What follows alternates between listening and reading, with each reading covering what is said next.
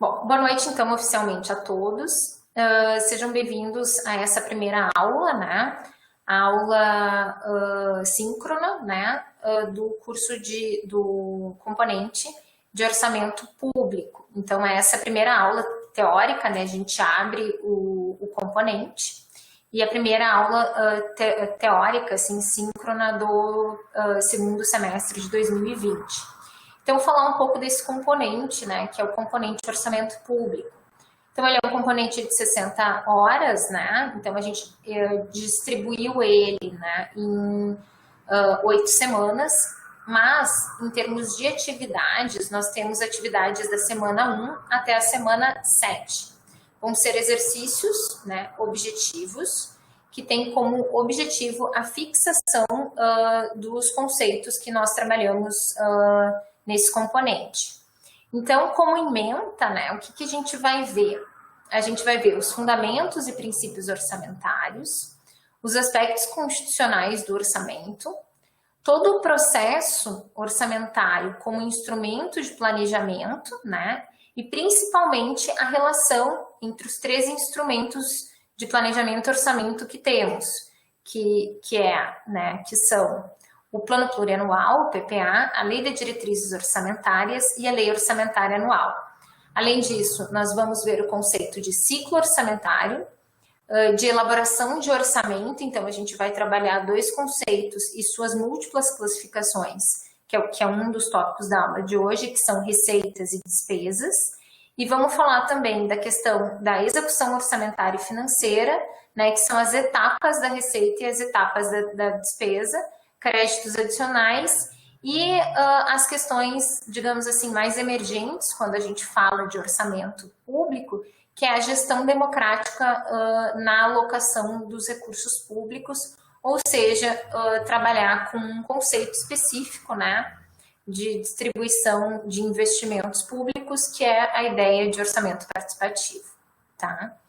Então, o principal objetivo desse componente é compreender esses principais conceitos e práticas dos instrumentos de planejamento, elaboração e execução do Plano Plurianual e das leis das diretrizes orçamentárias e do orçamento anual.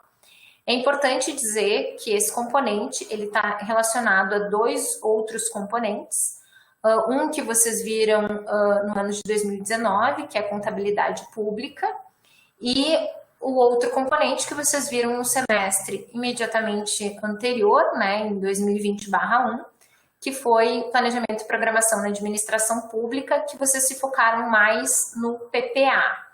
Digamos assim que o enfoque desse componente é a LOA, né, a Lei Orçamentária Anual.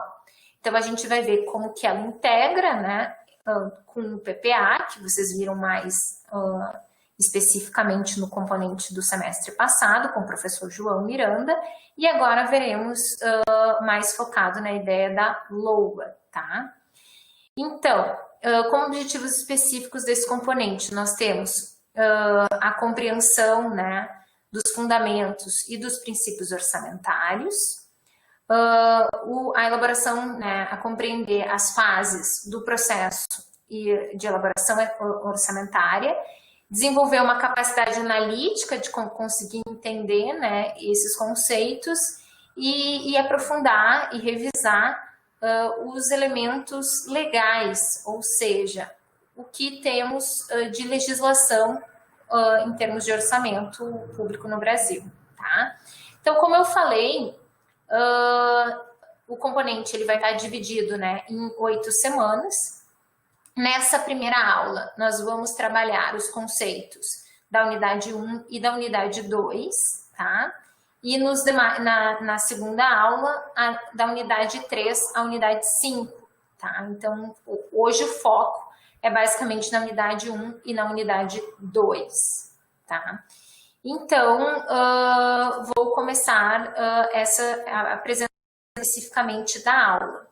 Aqui, eu faço inicialmente uma organização, o que eu chamo de estrutura da aula.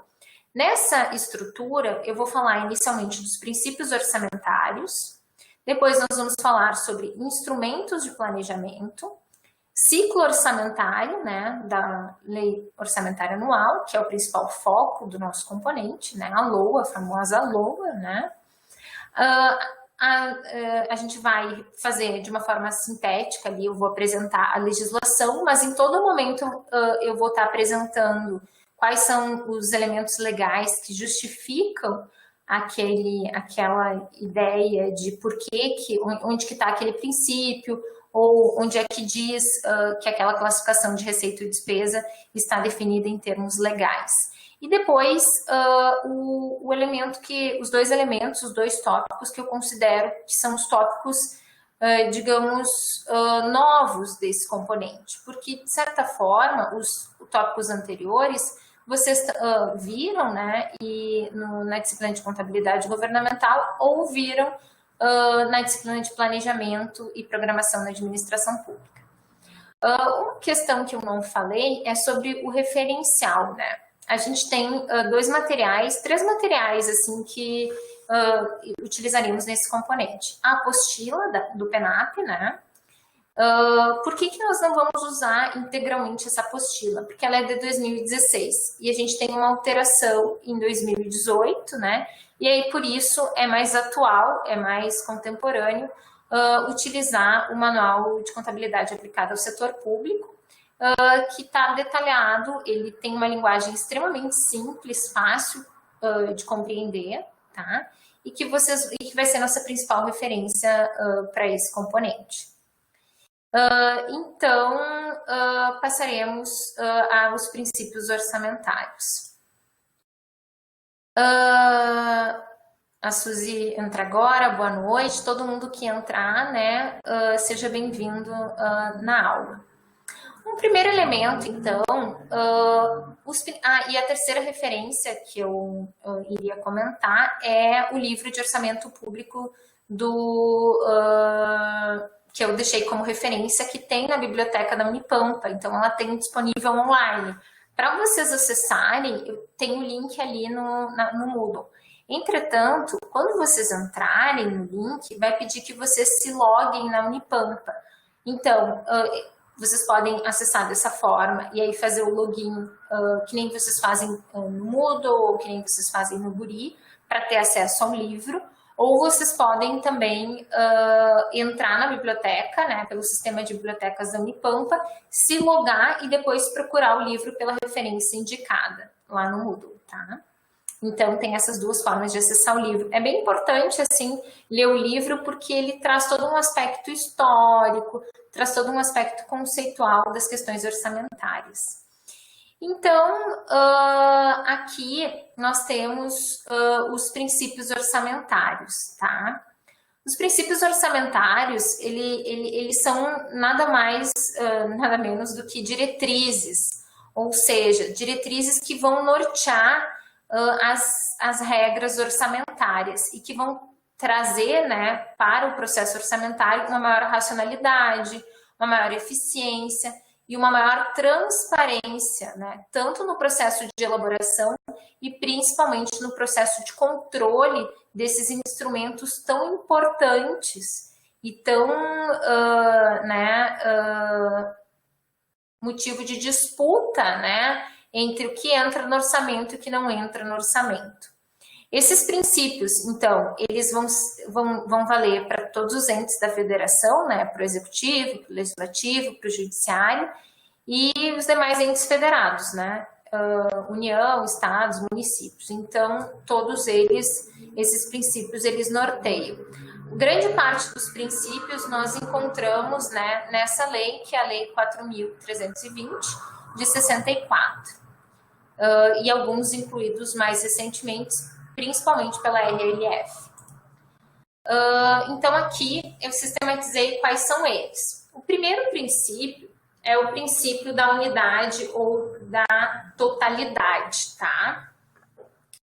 Então, essa ideia é que cada ente da federação possa ter apenas um único orçamento e que esse documento ele vai integrar todas as receitas e todas as despesas. Então, eu só posso, né, ter um orçamento por ente federado e nele eu tenho que incluir todas as despesas e todas as receitas. Onde é que está isso em termos de lei, de legislação? Está no artigo 2º da Lei 4.320 de 64. Então, ali tem o dispositivo legal aqui na apresentação que faz referência a esse princípio orçamentário. Depois, é a ideia de universalidade. O que isso quer dizer? Né? Que ele tem que conter todas as receitas e todas as despesas do Estado. Tá? Então, se uma determinada receita, né, não está prevista no orçamento, eu não posso, né, digamos assim, arrecadar. A gente pode pensar né, uma questão bem importante. Recentemente não, no final do ano passado, eu não sei se vocês sabem, mas um dos meus temas de estudo é universidade. Né? Então, meu mestrado foi sobre universidade e um dos meus maiores interesses atuais, né, de pesquisa, se deve ao financiamento da universidade. E eu fiz um projeto de pesquisa que ele tentava entender as receitas extra-orçamentárias, porque eu não sei se vocês conhecem, mas nós temos um projeto que, né, do atual governo, que se chama Futurice. Não sei se vocês já ouviram falar, mas ele tem uma das principais finalidades é mudar a forma com que as universidades públicas elas estão sendo financiadas. E aí, tem poucos estudos assim, sobre financiamento da educação superior. A universidade em si ela é muito estudada, mas ela é estudada e não aprofundada em termos orçamentários, né? Porque eu vi assim, ao longo do meu estudo, teve um elemento da minha tese que era sobre financiamento. E eu achei uma tese que fez uma tese muito boa, assim, de 2015, o autor era Reis, que ele fazia um estudo sobre investimento em educação, investimento em universidade e dívida pública. Basicamente um paralelo entre os dois assuntos. E aí, esse novo programa que busca trabalhar com mudar, né, a forma de financiamento, uma das principais questões é lidar com as receitas extra-orçamentárias, ou seja, que a universidade ela fique cada vez mais independente do orçamento público, né? E que ela consiga, por meio de projetos, por meio de venda de cursos, por meio de uma série de coisas, oferta de serviços para a comunidade, ela consiga se autofinanciar. E aí, um dos assuntos é entender como que a universidade faz a gestão desses recursos, que são recursos extra-orçamentários. Então, a gente tem duas possibilidades, né? Tu arrecadar esse recurso por meio de fundações, que é o que grande parte das universidades faz, e tu arrecadar, né, por meio de receitas próprias. Só que se eu for arrecadar esses recursos por receitas próprias, por esse princípio da universalidade, ele tem que estar previsto no orçamento. E uma das grandes dificuldades é justamente essa, como prever, né, como trabalhar a gestão orçamentária das universidades para prever essas receitas extra-orçamentárias. E isso é tão real, assim, do ponto de vista de tão concreto, como um problema para a gestão financeira das universidades, que a Unipampa, só a título de exemplo, conversando com o professor Jefferson, que é um estudioso dessa área, e também trabalhou por muitos anos na auditoria da universidade, a universidade conseguiu, né, um projeto por meio de parceria com o governo do estado para o Parque Tecnológico, se eu não me engano, né, não vou dar certeza sobre isso, mas que ele não conseguiu executar essa verba orçamentária justamente porque não estava previsto no orçamento. Então, ele não pôde receber esse dinheiro do governo do estado para executar, né? Provavelmente um projeto de desenvolvimento por conta de não prever. E aí, quando eu conversei com outros colegas de outras universidades sobre essa possibilidade de pesquisa, eles falaram assim, olha, hoje, com o que a gente tem de informação quanto a recursos próprios, tu não vai conseguir executar esse projeto de pesquisa, porque a universidade ela não programa isso em termos orçamentários, né? E aí, muitas vezes, ela deixa de arrecadar. Então, do ponto de vista técnico, por exemplo, sem uma mudança na legislação, eu não tenho como né, aprovar o Futurice sem contar apenas com as fundações de direito privado, porque se eu considerar o orçamento público, eu não consigo prever essas receitas e dificilmente eu vou conseguir executar ela. Então, o princípio da universidade, eu só usei esse exemplo para explicar que mesmo que a universidade consiga um recurso próprio para financiar um determinado projeto, se esse recurso entrar para o caixa da universidade, ele precisa estar previsto no orçamento. Se ele não está previsto no orçamento, a universidade não pode receber esse dinheiro. Tá? Então, isso é bem importante. Então, é um princípio que também está no artigo 2º da Lei 4.320. Depois, a ideia da anualidade, né? Que vai trabalhar que o orçamento ele vai ser elaborado e autorizado por um período determinado. No caso da LOA, né, ela vai sempre coincidir com o ano civil, ou seja, de 1º de janeiro até 31 de dezembro do referido ano, tá? Então, ela é elaborada no ano anterior para o próximo ano e vai coincidir com o ano civil. E isso está previsto no artigo 34 da Lei 4.320 e também esse princípio da anualidade, né, no artigo 2º da Lei 4.320. Depois, nós temos o princípio da exclusividade, ou seja, a lei orçamentária, enquanto instrumento legal, só vai conter matéria, né, financeira, nada além da fixação de despesa e estimativa de receita, é só isso.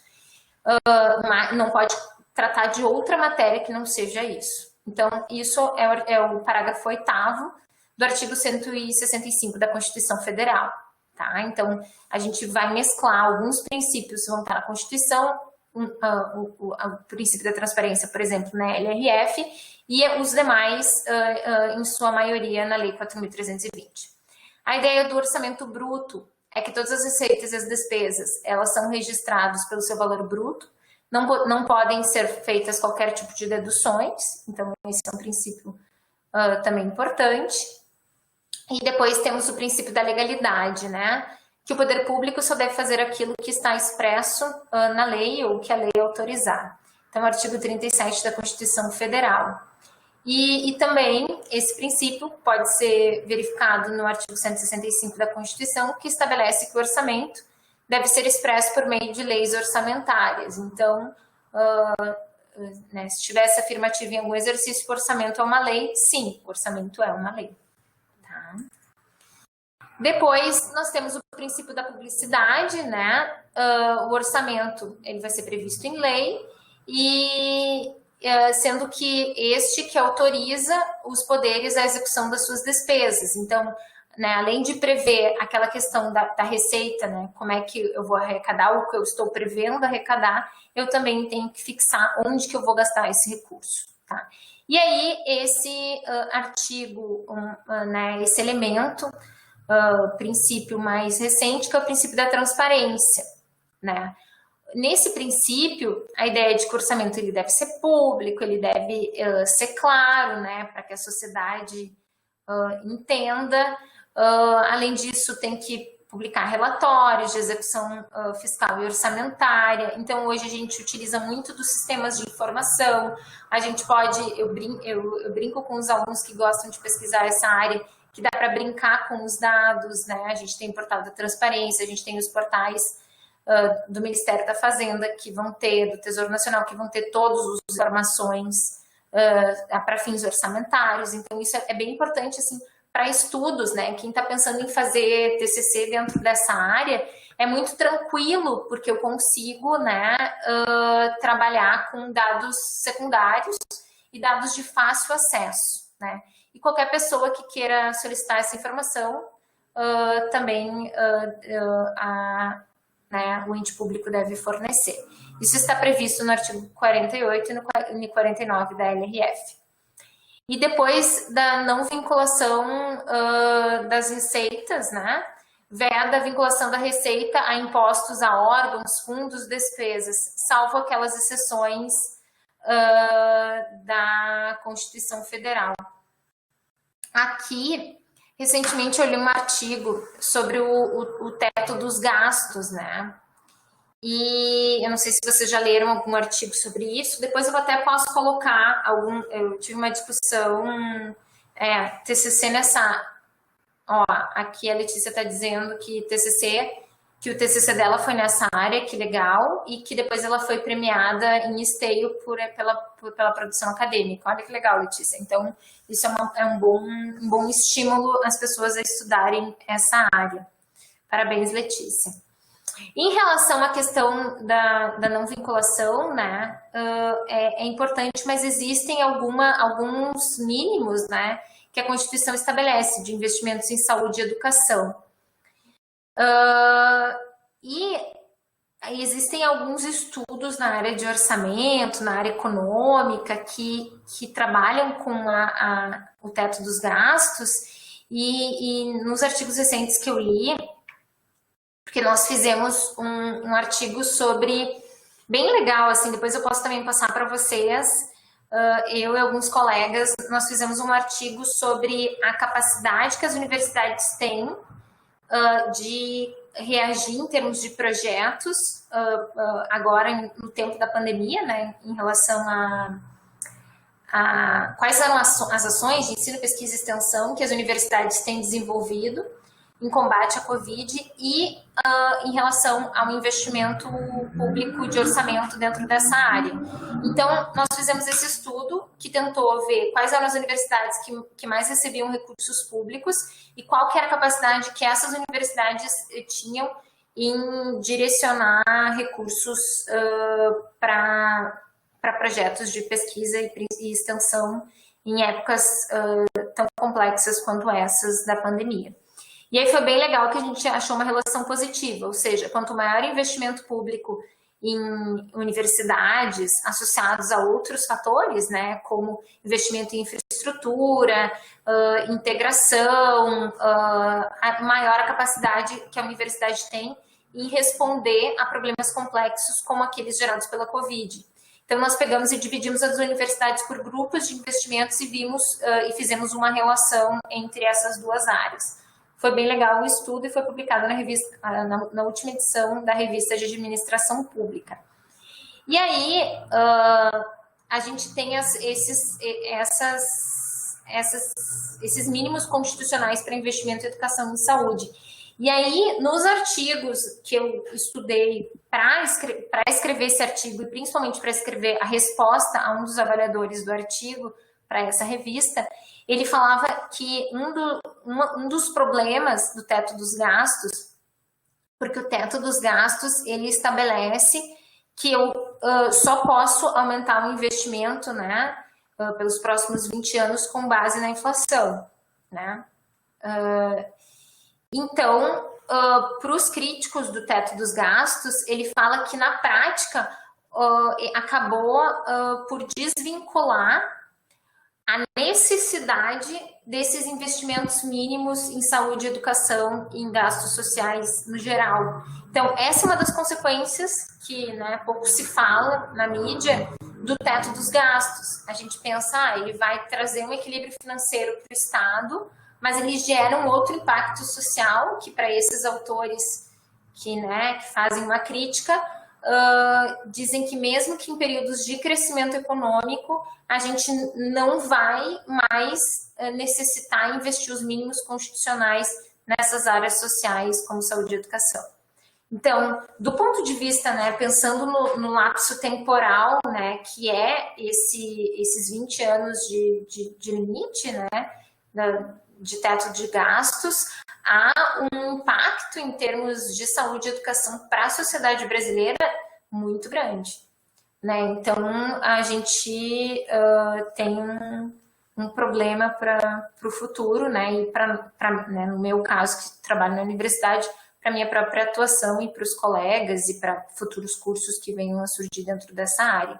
Então, sempre, por isso que eu acho tão rico, né? E por isso que eu quero me aprofundar cada vez mais nesses estudos sobre financiamento, porque eu entendo que muitas vezes uma determinada política pública, ela muda do ponto de vista de que há uma mudança nos aspectos orientativos da política. Então, a política passa a ser uma política mais distributiva, mais igualitária e tal, no ponto de vista da concepção.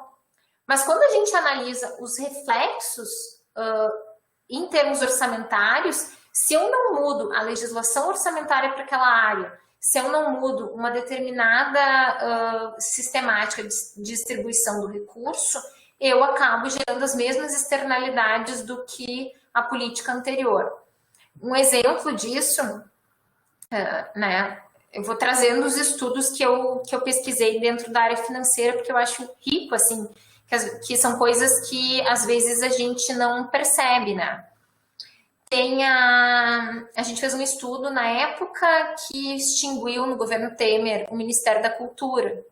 Eu e alguns colegas, nós fizemos um estudo que tentou vincular a análise da política de cultura, né, e o financiamento. O que a gente fez? A gente viu, basicamente, quem eram os financiadores da Lei de Incentivo à Cultura e quais projetos, assim, quais eram as empresas e quais eram os proponentes desses projetos. Então, o que a gente percebeu com esse estudo de financiamento? Que a política, né, tinha mudado no governo Lula e no governo Dilma, do ponto de vista conceitual, mas ao manter a Lei de Incentivo à Cultura, que é da década de 90, ou seja, período ali do Collor, mais ou menos, a Lei Rouanet. É 90, 91 a lei. Então, ao não mudar a sistemática de financiamento, mesmo tendo mudado a concepção do que é cultura no país, o resultado da política pública foi praticamente o mesmo. Então, isso é bem interessante, assim, para quem se interessar por estudos que façam esse tipo de comparação de análise de política pública com base no financiamento dessas políticas, tá? Então, aqui é vedado essa vinculação, mas existem essas exceções que eu falei, que a Constituição estabelece alguns mínimos de investimento que os entes federados devem investir em saúde, educação, né? Então, isso, né, com o teto dos gastos, talvez tenha ficado prejudicado. Depois, então, terminamos então os princípios orçamentários. Então, né, são esses aqui, só para revisar. Unidade, totalidade, universalidade, anuidade, exclusividade, orçamento bruto, legalidade, publicidade, transparência e não vinculação das receitas. Então, essa é uma, né, esses são os principais princípios e aqui a gente tem todos os dispositivos locais. Eles estão detalhados também lá no manual, então vocês podem ler para reforçar esses entendimentos. Depois a gente vai falar sobre os instrumentos, então, de planejamento, né? Então, a Constituição ela vai estabelecer esses 3 instrumentos de planejamento, que é o Plano Plurianual, a Lei de Diretrizes Orçamentárias, a Lei Orçamentária Anual, né? Então, aqui tem toda uma discussão se o plano plurianual, que vocês já devem ter feito lá com o professor João, se o plano plurianual é um plano de curto, de médio, de longo prazo. Para alguns autores até é de médio prazo, de longo prazo. Mas como, né, quando a gente estuda estudos de planejamento, né, que vocês viram lá com o João, vocês vão ver que aqueles grandes planos de desenvolvimento, ou alguns planos de Brasil, cidade, daqui a 20 anos, daqui a 30 anos, grandes projetos de desenvolvimento, esses sim, que tem um lapso temporal, às vezes de 10, às vezes de 20 anos, aí sim são considerados de longo prazo. O plano plurianual, ele é considerado de 4 anos, então 4 anos quando a gente estuda planejamento, é médio prazo, tá? Depois a gente vai ter a lei de diretrizes orçamentárias, que vai estabelecer as prioridades e vai orientar a elaboração do principal instrumento que a gente vai estudar, que é o orçamento, propriamente dito, que é basicamente trabalhar com a execução para aquele período de um ano que a gente tem em cada um dos entes da federação, né? Seja município, a União ou os estados, tá? O Distrito Federal, enfim. Onde é que essa atual estrutura de orçamento e planejamento e essa integração entre planejamento e orçamento, em termos históricos, depois a gente vai fazer toda uma revisão lá para o final do componente, né? Depois que a gente vai ter visto o atual sistema, a gente vai conseguir fazer essa resgate histórico, eu acho que está na unidade 5 ou na 4 ali da apostila. Que aí faremos todo um resgate histórico da origem do orçamento, as diferenças entre os tipos de orçamento e tal. Então, a gente vai ficar para a próxima aula síncrona esse conteúdo. Mas, a atual configuração dessa integração entre planejamento e orçamento, ela surge com a Constituição de 1988, tá? No artigo 65, é onde estabelece esses instrumentos. Daí, aqui, pessoal, tem uma figura que é do Giacomoni, que é a nossa referência teórica, né? Que é um autor que trabalha mais no orçamento do ponto de vista teórico, um pouco mais aprofundado. Aquele livro que eu falei para vocês que tem disponível na biblioteca da Unipampa. E aí tem a integração entre os três instrumentos. Então, eu vou ter a elaboração e a revisão do PPA, né? Daí eu vou ter a elaboração e a revisão dos planos e programas nacionais, regionais e setoriais. Eu vou ter a elaboração e a aprovação da Lei de Diretrizes Orçamentárias. Depois eu vou ter a elaboração e a revisão da proposta orçamentária. Aí eu vou ter a discussão da LOA e a aprovação da LOA. Lembrando que ela é sempre aprovada, né, até o final do ano para executar né, a partir de 1º de janeiro. Nem sempre isso acontece, tá? Eu lembro que esse ano, geralmente quando tem trocas de governo ou né, tem mudança no PPA, há um pouco de atraso, né? Que foi o caso desse ano.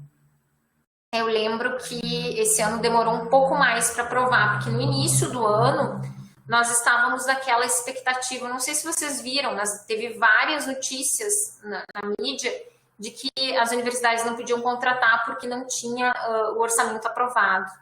Isso só foi ser liberado no final de fevereiro. E aí depois veio a pandemia, então, no ponto de vista prático, praticamente quase que nenhuma universidade contratou esse ano, tá? Num segundo momento, porque ela, né, não teve as aulas e aí o Ministério não autorizou.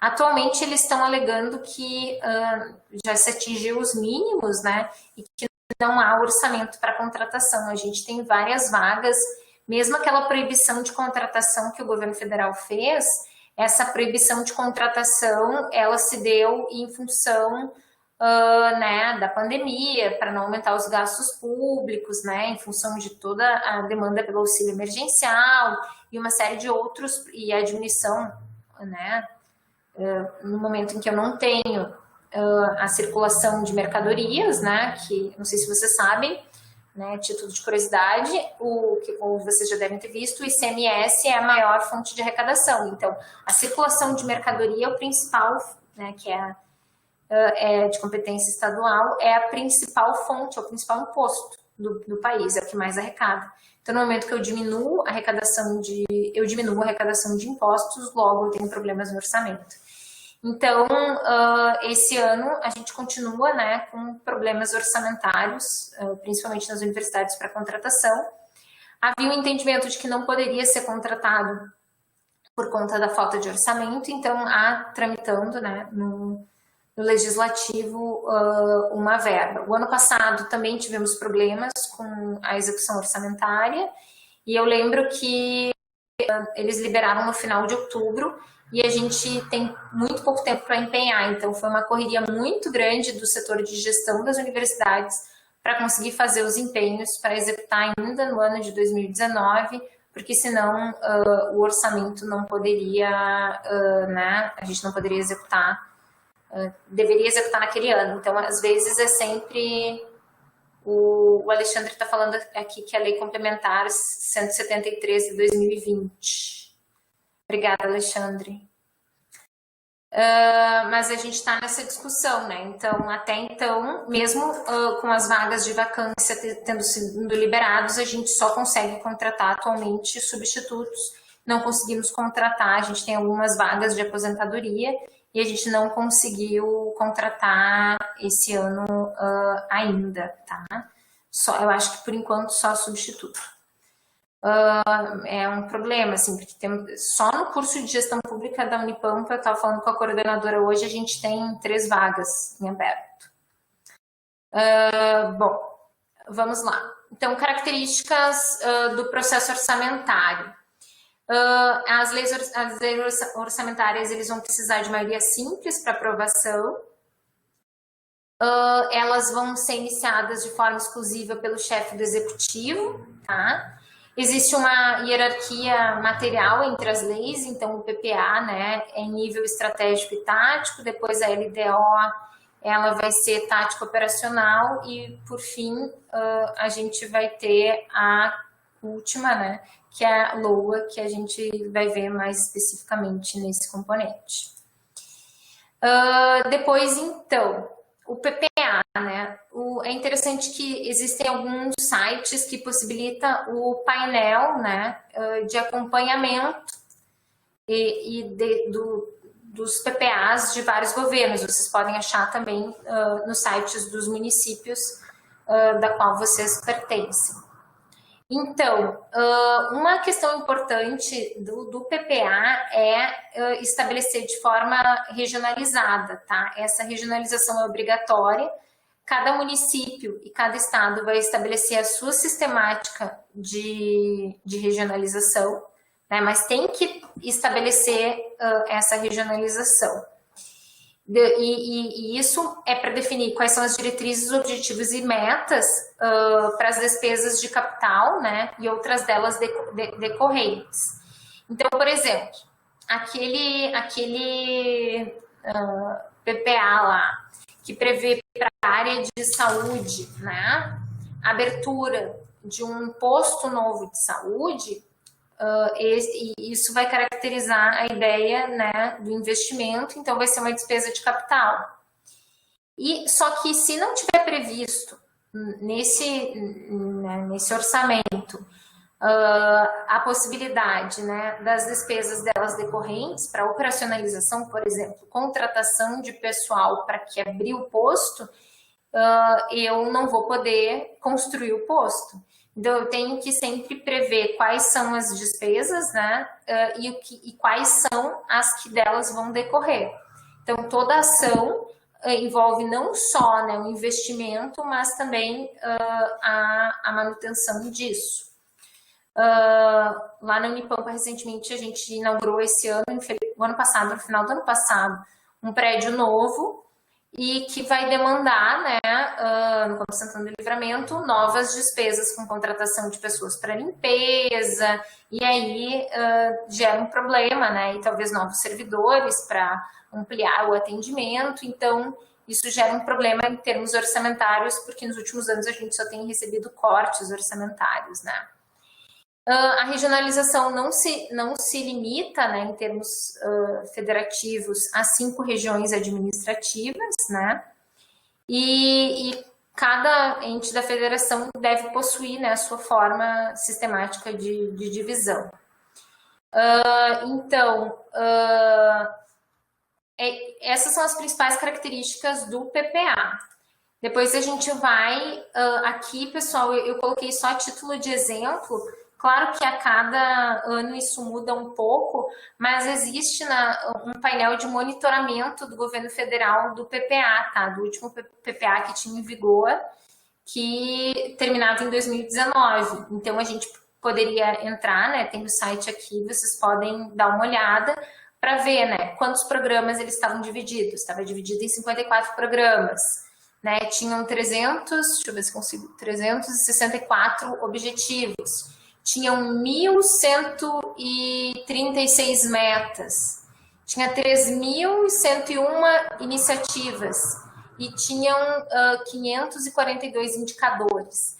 Essa questão da existência dos indicadores é bem legal. Até o Polo Cruz Alta, nós conversamos com a coordenadora do Polo, com a Odete, porque o professor Jefferson, no ano passado, nós demos um curso sobre orçamento público e construção de indicadores para a Prefeitura Municipal de Santana do Livramento.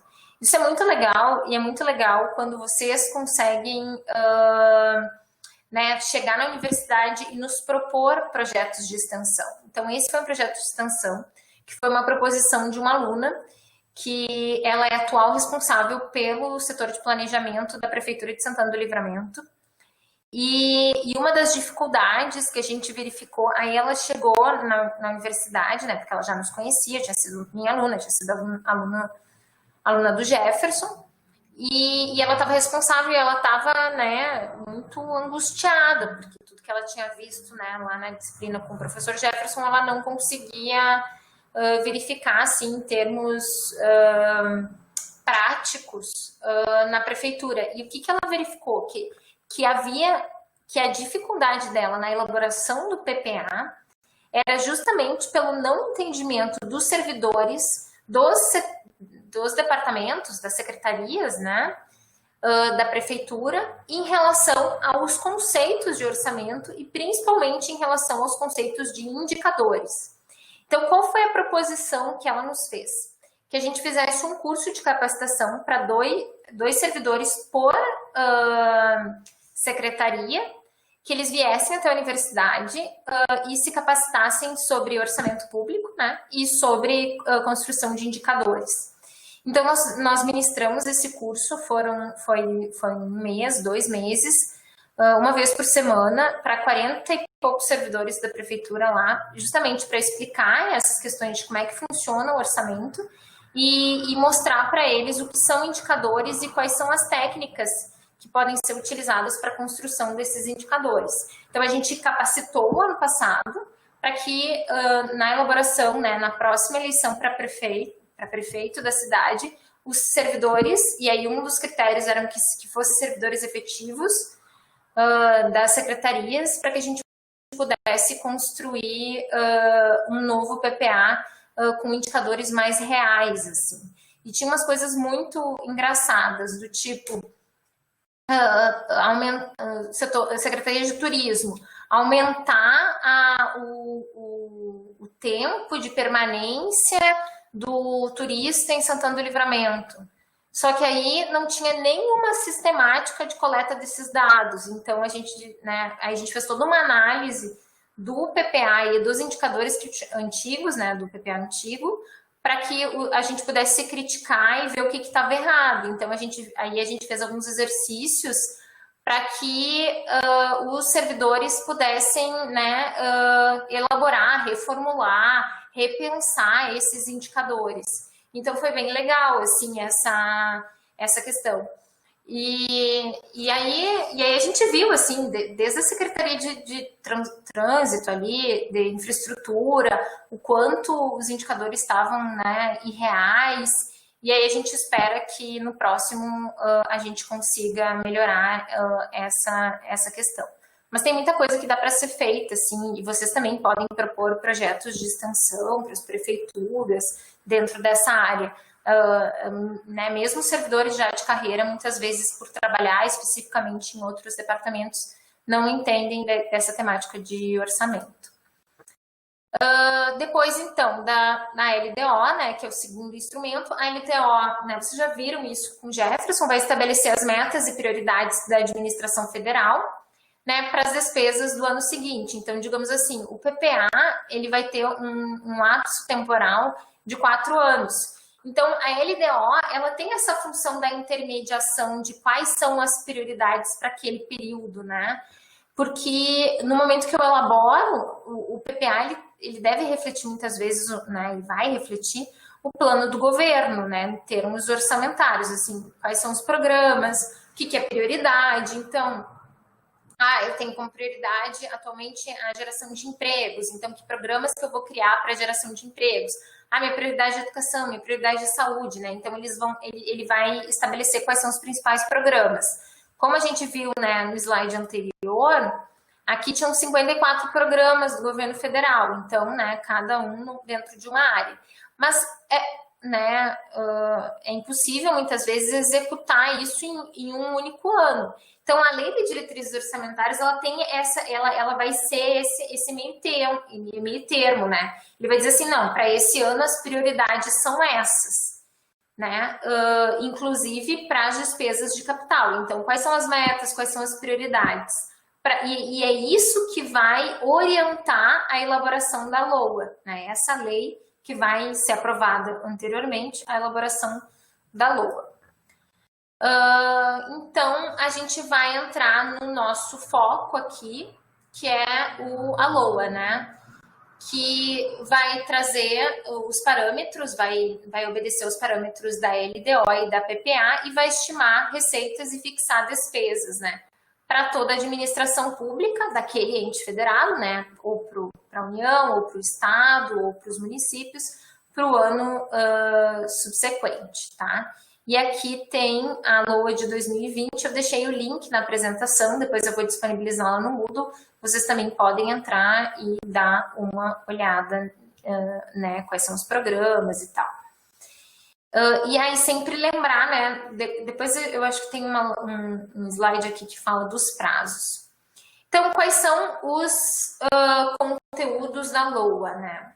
Então, vai ter o orçamento fiscal, o orçamento da Seguridade Social e o orçamento de investimento das empresas.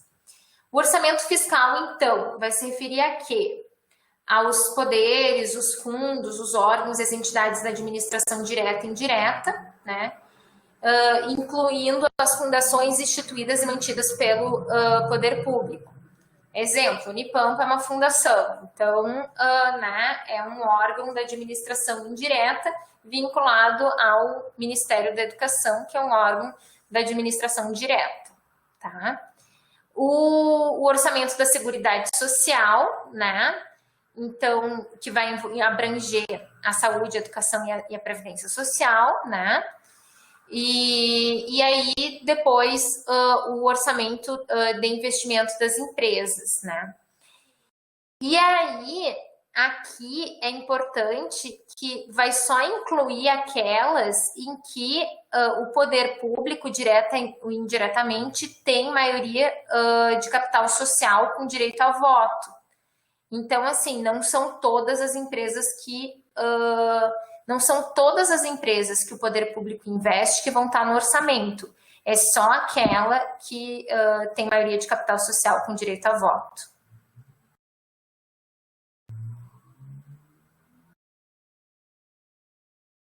A Miriam está perguntando aqui, Seguridade Social não é saúde, assistência social e previdência?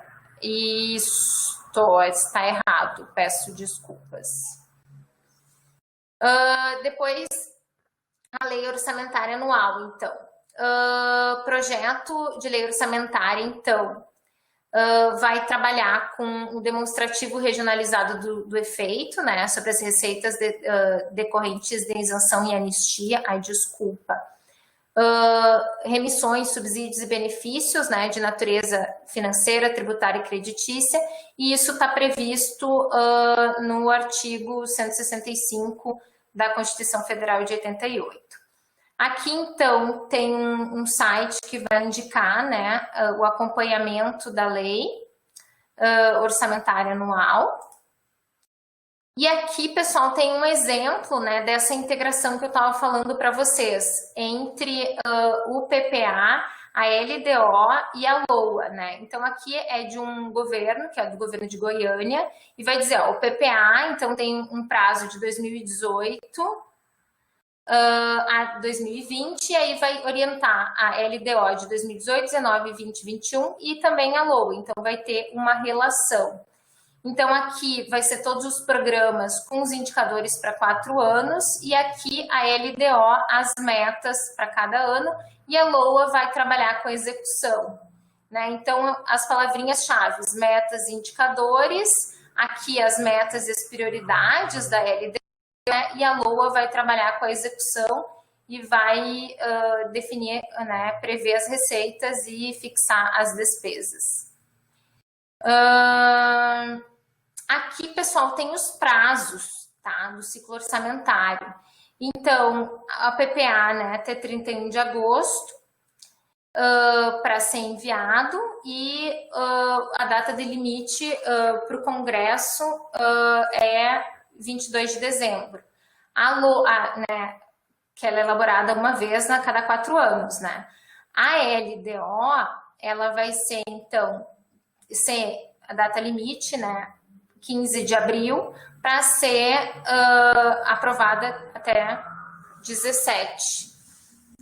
Depois, a LOA, 31 até 22 de dezembro. É isso que eu falei, que esse ano houve um atraso em função da PPA. Aqui se estuda também uma alteração desses prazos, principalmente no ano do PPA, para que não atrase a LOA, tá?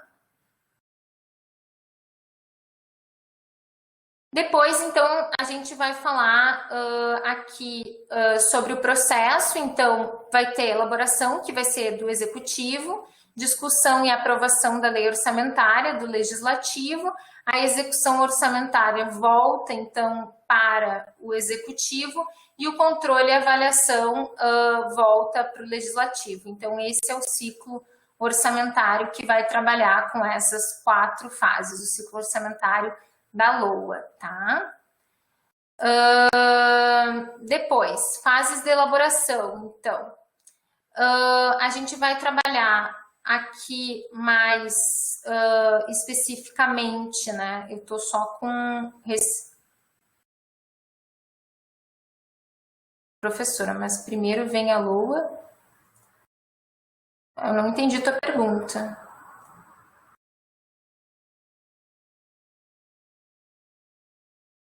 O Adriano está perguntando, primeiro vem a LOA, que é a lei, correto? Sim, a aprovação da lei orçamentária anual para depois executar. Isso. Tá? Eu vou voltar aqui, ó. Primeiro eu vou elaborar a LOA, né, que é a proposta da LOA. Depois essa proposta ela vai ser discutida no Legislativo, né? Depois de discutida, votada, aprovada, que esse processo aqui, ele é um processo que às vezes ele é mais moroso, ele demora, né? Como foi que aconteceu com a última LOA, né? Por conta do atraso do PPA. Depois eu vou ter aí durante o ano civil, né? Que é 1º de janeiro a 31 de dezembro, eu vou executar a LOA. E aí depois eu vou ter a ideia do controle e avaliação dessa execução.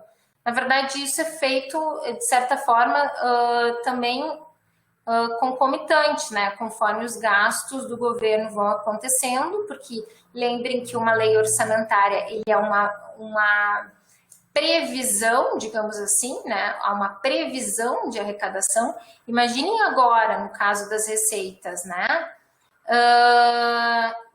João, ele vai ser disponibilizado o material, tá?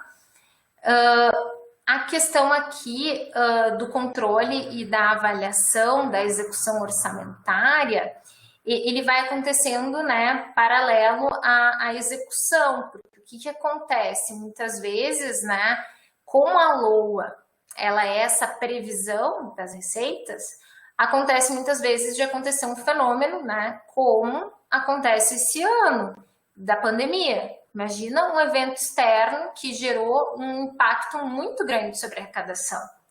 Então, isso vai dar problema também na execução das despesas, porque eu não vou, para algumas áreas, eu não vou ter recurso, porque eu não, aquela arrecadação que eu previ na LOA, né, dentro do que foi, né, arrecadado no ano anterior, enfim, e com expectativa, né, de desenvolvimento econômico, eu espero arrecadar. na hora que eu vou, né, de fato, se eu vou ter essa arrecadação ou não, eu vou ter que ir fazendo controles e avaliação dessa execução, tá? A mesma questão em relação a gastos de pessoal. Os últimos dados que a gente teve, por exemplo, da Unipampa, é que nós passávamos o limite de gastos com o pessoal que a LRF estabelece, tá? Então, a gente começa, então não pode mais contratar, por um período a gente ficou congelado todos os processos de progressão, porque não havia dinheiro, né, no orçamento para fazer essa execução de algumas questões, inclusive, que eram direito do servidor, né, do ponto de vista do plano de carreira, eu não consigo executar porque eu não tenho orçamento, tá? Aqui, pessoal, depois a gente vai entrar mais especificamente nas fases, eu vou passar meio rapidinho essa questão. Aqui eu vou deixar mais a título de consulta, porque tem todos as fases, assim, que passa a elaboração desse ciclo orçamentário. Então, assim, ó, cada órgão, imagina que o orçamento ele vai integrar, né, todos os órgãos que compõem uma determinada esfera de governo, um ente federado, né? Então, da União, o setor da Unipampa é responsável, né, a pró-reitoria é responsável pelo planejamento, vai ter que alimentar um sistema, né, que é esse CIOP, para prestar as informações para a elaboração do orçamento. E aqui, então, tem todos os prazos, ó. Então, é um processo bem complexo para que depois, né, eu possa, o executivo, né, juntar todas essas informações para a elaboração da proposta orçamentária. É justamente essa dificuldade de alguns municípios, né, das pessoas ofertar essas informações para elaborar uma peça orçamentária mais né, efetiva. Então, o governo federal tem esse sistema e acaba adotando, e aí vai coletando essas informações para conseguir cumprir aquele prazo lá de envio, né? Voltando aqui, o prazo de envio é 31 de agosto, então ele vai ter que coletar as informações de forma muito antecipada para conseguir consolidar essas informações para conseguir enviar para o legislativo, tá? Então, eu vou deixar e depois vocês podem consultar mais detalhadamente. Daí, pessoal, aqui tem algumas curiosidades também em relação à LOA de 2019, né? Essa LOA, então, ela tinha um orçamento total de 3,4 trilhões, e aí estava dividido entre orçamento fiscal, orçamento da Seguridade Social e investimento das estatais. Então, ó, se vocês forem ver, né, a gente trabalha aqui, então, né, com 2,2 trilhões para o orçamento fiscal, que vai envolver, então, os três poderes, né, e também toda a questão do Ministério Público, União, e pagamento da dívida. Então, eu vou trabalhar com esse orçamento fiscal aqui. A Seguridade Social, como a Miriam bem me corrigiu, né, vai trabalhar com a Previdência, Assistência Social e as questões de serviços públicos de saúde, né, que são os três. E aí é basicamente metade do orçamento fiscal em esse orçamento da Seguridade Social. E aí o orçamento de investimento das empresas estatais, então, aqui eu tenho exemplos delas, né, que são essas que a União, ela detém maioria de capital com direito a voto, né, Petrobras, Eletrobras, Banco do Brasil, Caixa Econômica Federal. Então, esses entes, né, que compõem o orçamento de investimento das empresas estatais. Depois, então, aqui, pessoal, vai estar uma divisão, né, do orçamento por função, tá? Depois a gente vai ver, né, as múltiplas categorias lá que se divide a receita e a despesa. Então, aqui eu vou ter quanto por cento, né, daquele investimento lá, eu vou para cada uma das ações, tá? Então, exemplo aqui, em defesa nacional, 74,6 bilhões, né?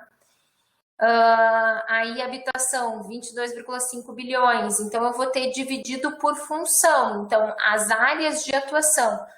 Olhem aqui, ó, ciência e tecnologia, que é tão importante agora na época da pandemia, né? 7,5 bilhões. Então, o investimento em ciência e tecnologia equivale praticamente a 10% do investimento em ciência nacional, em defesa nacional, desculpa. Então, para vocês verem essa comparação, né? Então, aqui eu posso ver qual é a prioridade, né? Em questão de energia, a gente investe só 2,2 bilhões, né?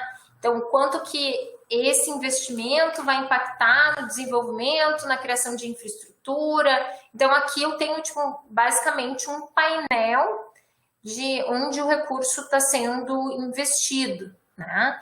E é muito interessante, assim, eu gosto muitas vezes de ver a mídia, né?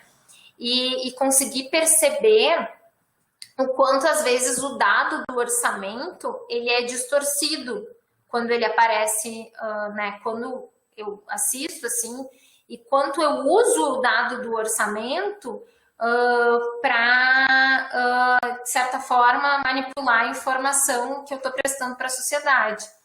Esses dias, eu não me lembro qual jornal, mas uma das principais mídias nacionais estava falando da necessidade da reforma administrativa. Eles estavam falando assim, a necessidade da reforma administrativa. Aí eles compararam o orçamento público, tá? O investimento, desculpa, com pagamento de folha de salário de todos os servidores da União, com o investimento em saúde e educação. E aí, para argumentar que a máquina pública, eles usaram o dado, né, do orçamento para argumentar que se gastava muito com a máquina pública e pouco em saúde e educação. Quando eu olhei o dado, eu fiquei pensando, tá, mas como que eu executo uma política de educação e como que eu executo uma política de saúde sem servidores? Então, o quanto esses dados, muitas vezes, eles são usados para formar a opinião pública. Por isso que é importante que a gente entenda disso de uma forma, né, mais técnica, para quando vir a informação a gente consiga, né, fazer uma análise mais criteriosa do que está sendo nos informado. Depois aqui tem umas reportagens falando sobre o orçamento desse ano, tá? Não tinha sido aprovado ainda, mas eu vou atualizar aqui para disponibilizar para vocês. Depois, então, eu vou passar isso porque eu vou voltar na próxima aula sobre essas questões mais detalhadas da fase do ciclo, tá? Depois, pessoal, aqui tem um monitoramento, um painel de monitoramento do orçamento, né?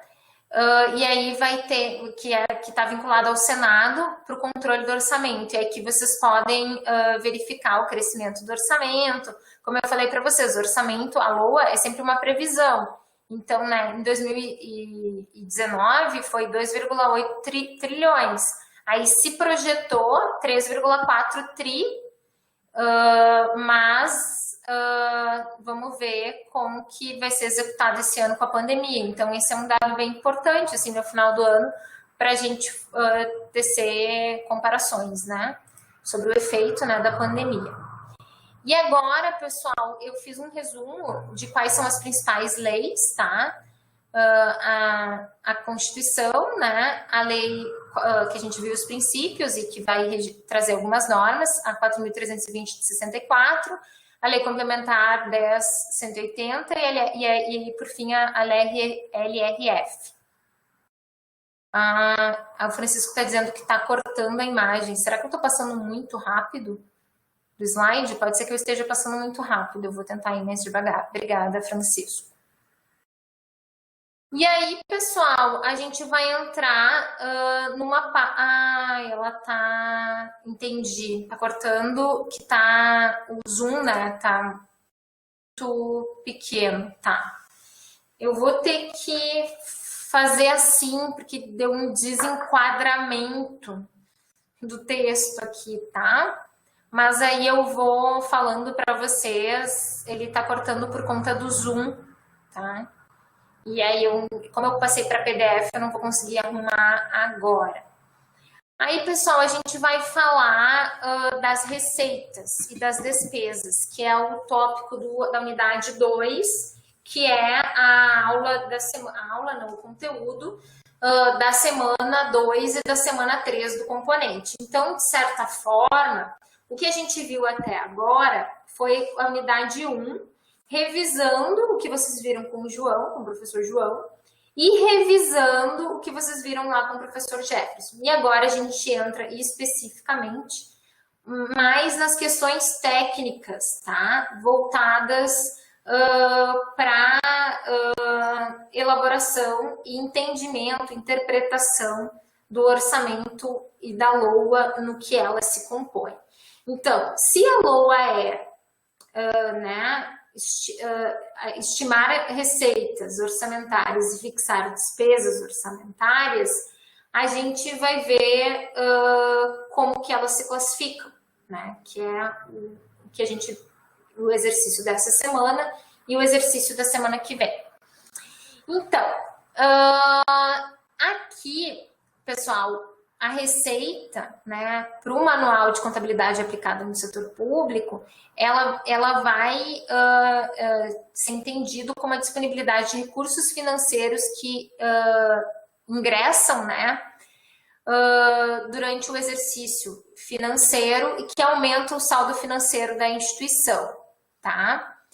E é por meio dessas receitas, né, que aí depois a gente vai ver como se classifica elas, que é possível eu prestar serviços públicos, eu executar políticas públicas, eu, né, financiar toda a máquina pública para execução e organização do Estado, né? E vocês sabem, né, que da ideia, né, é que eu cobro tributos, né, eu exerço esse poder sobre a sociedade para organizar ela por meio de um ente que é destacado dela, que é o Estado. Então, as receitas orçamentárias são essas fontes de recurso que o Estado ele vai utilizar para atender às necessidades que a sociedade tem, né? Então eu preciso construir um novo sistema de saneamento, então vou precisar de recursos para isso. Eu preciso ofertar um curso de educação à distância de forma descentralizada por meio de polos, então vou precisar de recursos para isso, né? Para financiar o Ministério da Educação, que vai financiar a CAPES, que vai repassar o recurso para a Unipampa e que ela vai executar e vai ofertar esse serviço de forma gratuita, né? Gratuita para vocês, mas que tem um custo que onera para a coletividade que a gente chama de sociedade, tá? Então, é essa coletividade que financia, né? Então, eu sempre digo, né, que tem dois conceitos que a gente tem que muito bem entender. Que nenhum serviço ele é de graça, então todo serviço que ele é público, ele é custeado por um ente, né, chamado sociedade. Então, ele tem que ser entendido como um bem de todos, e aí por isso que eu sempre falo que o custo, né, de eu desistir de um curso tem um custo que a sociedade está pagando, né, na medida em que né, vocês não querem mais fazer o curso, alguém vai continuar pagando, que vai reduzir o valor investido vai aumentar o valor investido por aluno, tá? Então, a receita é de onde que eu vou tirar o dinheiro para financiar essas necessidades que a sociedade entende, que a coletividade entende, as prioridades para investimentos dentro daquele período. Tá. Como é que eu posso classificar as receitas orçamentárias? Então, eu tenho três tipos de classificação: por natureza, por fonte ou destinação e por indicador de resultado primário, tá? Essas naturezas, essa classificação, elas devem ser adotadas por todos os entes da federação, e é facultado aos demais entes que sejam criadas novas classificações, ou desdobrar essas classificações, melhor dizendo, para que atenda uma determinada peculiaridade de um determinado ente da federação. Eu sei o que aconteceu, Francisco. Eu mexi no mouse e aumentei o zoom. É isso que eu fiz, tá? Então, é professora de primeira viagem, né, que não sabe mexer no zoom do computador ou do sistema. Classificação, então, da receita quanto à natureza. Como eu falei, pode ser usado por todos os entes da federação, né? O Francisco escreveu aqui. Coisas da quarentena, a gente tem feito muito coisas da quarentena, mas realmente, assim, dar uma aula nesse sistema eu nunca tinha dado, então é a primeira vez, então estou estreando e alguns erros podem acontecer, né? A gente orienta os professores enquanto coordenadora, mas a gente às vezes se perde enquanto professor, mas faz parte. Então, visa identificar o recurso, a origem do recurso, né, esse quanto à natureza, pelo fato gerador. Então, deixa eu ver aqui. É a menor célula de informação no contexto orçamentário das receitas públicas. E, quanto à natureza, para a União, essa nova classificação, ela passou a valer a partir do exercício de 2016 e para os demais entes da federação a partir de 2018, tá? Então, por isso que a gente está adotando o MCASP, né, que é o Manual de Contabilidade aplicado ao setor público, e não a apostila. Mas eu gosto da linguagem desse manual. Então, assim, quanto a receita quanto à natureza, ela tem essa classificação aqui, tá? Que são 8 dígitos, tá? Então, a primeira classificação, que é a classificação C, que está relacionada à categoria econômica, né? Que aí depois a gente vai ver como ela se subdivide. Depois, quanto à origem, o O, o E, espécie, o DDD vai ser esses desdobramentos, né, para identificação de alguma peculiaridade da receita, que é facultativo, e o último T, tipo. Então, são 8 dígitos que a receita se classifica quanto à natureza. Quanto à primeira classificação, né, da receita, é a questão da categoria econômica. Onde é que está isso? Isso está nos parágrafos 1º e 2º da Lei 4.320 e vai trazer 2 tipos de receitas, as receitas correntes e as receitas de capital, né? Então, qual vai ser as diferenças? Então, primeiro tipo, que são as correntes, que são aquelas arrecadadas dentro do exercício financeiro, tipo recolhimento de impostos. Recolhimento de impostos é uma receita corrente, né? Impostos, contribuições, porque eles aumentam dentro daquele período, dentro daquele ano, né, ano civil, que é o ano da execução do orçamento, as disponibilidades financeiras, né, para que o Estado possa executar as suas ações, os seus programas e tal, que a sociedade define. Então, essas são as receitas correntes. São aquelas que vão entrar por meio das atividades mais comuns em termos de arrecadação pelo Estado. E as receitas de capital vão ser aquelas que aumentam, né, a disponibilidade financeira, mas não tem efeito sobre o patrimônio líquido, tá? Porque não aumentam, que são as receitas de capital, né? A questão de empréstimos, a questão, né, de emissão de títulos, então são receitas que não vão ser arrecadadas diretamente e não vão ter efeito sobre patrimônio, tá? Depois, pessoal, quanto à origem, então é o segundo detalhamento da receita. Então, essas receitas que estavam divididas entre 1 e 2, né, que é o primeiro dígito, né, lembra que aqui eu vou ter o dígito C, né, que é o, aí eu vou botar 1 se vai ser receita de capital e 2 se vai ser receita, desculpa, 1 se for receita corrente e 2 se for receita de capital. Daí depois eu vou trabalhar com a origem, né, onde é que veio, né, então, veio de impostos ou de contribuições de melhoria, aí eu ponho 1, né, nas receitas correntes. Então, as receitas correntes vão se classificar nesses 9 tipos e as receitas de capital vão se classificar de 1, na verdade são em 5 tipos, mas vai de 1 a 4, depois tem a 9, que são outras receitas de capital, tá? Então, aqui eu vou ter impostos, contribuições, receita patrimonial, receita agropecuária, industrial, receita de serviços, né? Então, eu vou ter esses outros tipos. E depois eu vou ter operações das receitas de capital, operações de crédito, alienações de bens, então, né, se eu vendi um determinado bem público, amortização de empréstimos, transferências de capital e outras receitas de capital, eu vou ter essas classificações.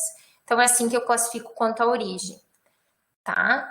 É importante saber essas classificações mais em termos de identificar, né? É mais para quem trabalha dentro da área econômica, mas, claro, se vocês forem na área de planejamento, se vocês forem em algum momento, né, trabalhar com ou fazer um concurso, esse tipo de classificação vai cair com certeza na prova, tá? E aqui vai ter a espécie, ele vai detalhar um pouco mais, tá? A questão da origem, né? E aí vai dizer, dentro das contribuições, que tipo de contribuição é, né? Contribuição social, econômica, então vai detalhar a espécie dentro da origem. Então, para cada uma das origens, eu vou ter novas classificações, tá? Depois, essa questão da peculiaridade, então, são 4 dígitos que são facultados, né? Que aí eles podem ou não ser utilizados, depende da necessidade desse detalhamento ou não, nem sempre é utilizado. E, por fim, o T, que vai ser o tipo, né? E aí, esse tipo, ele vai trazer outras informações também, né? Do tipo... eu tenho uma receita de imposto, tá, mas isso se deu a uma receita principal, do tipo, é o imposto devido, ou ele está referente a multas e juros do principal? Então, eu vou poder detalhar de onde veio esse valor, porque se eu pagar um determinado imposto, né, de forma atrasada, eu vou ter ali multa e juros.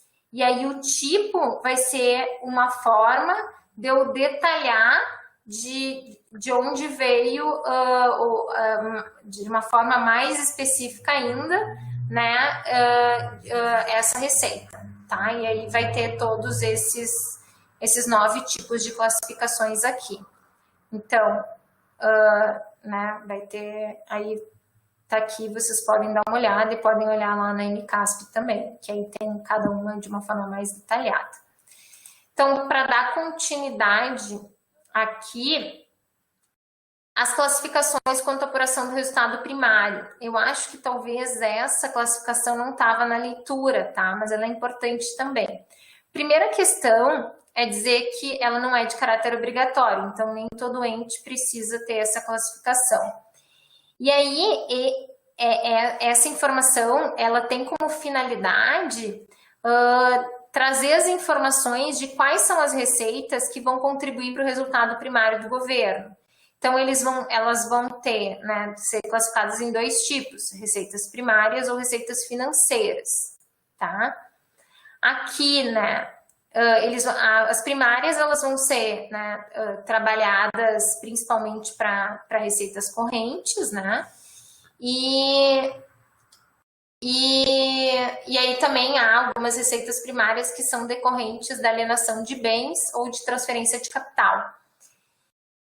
Aqui também a gente depois vai ver outras questões ao longo da disciplina que vão poder detalhar melhor. E as financeiras são aquelas que não contribuem para o resultado primário, tá? Que vem aquele que ou que cria ou que extingue alguma obrigação de natureza financeira ou com o setor interno, né, no sentido de eu pedir o recurso fora da arrecadação corrente que eu tenho, né, mais nominal de impostos. E aí, pessoal, a gente vai entrar no segundo elemento, né, que é mais detalhado ainda, que são a classificação das despesas. Essa parte aqui é a próxima atividade que vai entrar para vocês amanhã na disciplina, tá? Que são as despesas. As despesas, então, eu posso classificar elas no MCASP, ele não tá assim, não tá dividido dessa forma, tá? Ele começa lá o texto dizendo que eu posso dividir a despesa em orçamentária e extra-orçamentária, que aí eu, né, defini como uma classificação mais geral. Depois ele vai dizer que quanto à natureza contábil, ela pode ser efetiva ou não efetiva. E depois, de uma forma, né, mais oficial, que é essa nova classificação, eu vou trabalhar com institucional, funcional, estrutura programática e por natureza. E aí elas vão ter subgrupos. Então, tipo assim, é pegar essas receitas e entender essas três tipos de despesas, tá? Primeiro tipo, então, né, que é essa classificação mais geral. O que são, então, as despesas, né? É onde que eu vou gastar o dinheiro que eu arrecadei, tá? Para manter os serviços públicos em funcionamento e para que a sociedade atinja os seus objetivos, né? Que é fazer com que os serviços sejam executados naquilo que se entende como prioridade para aquele determinado ano, né? Onde que eu vou investir esse recurso, tá? Só vou tomar uma água aqui para...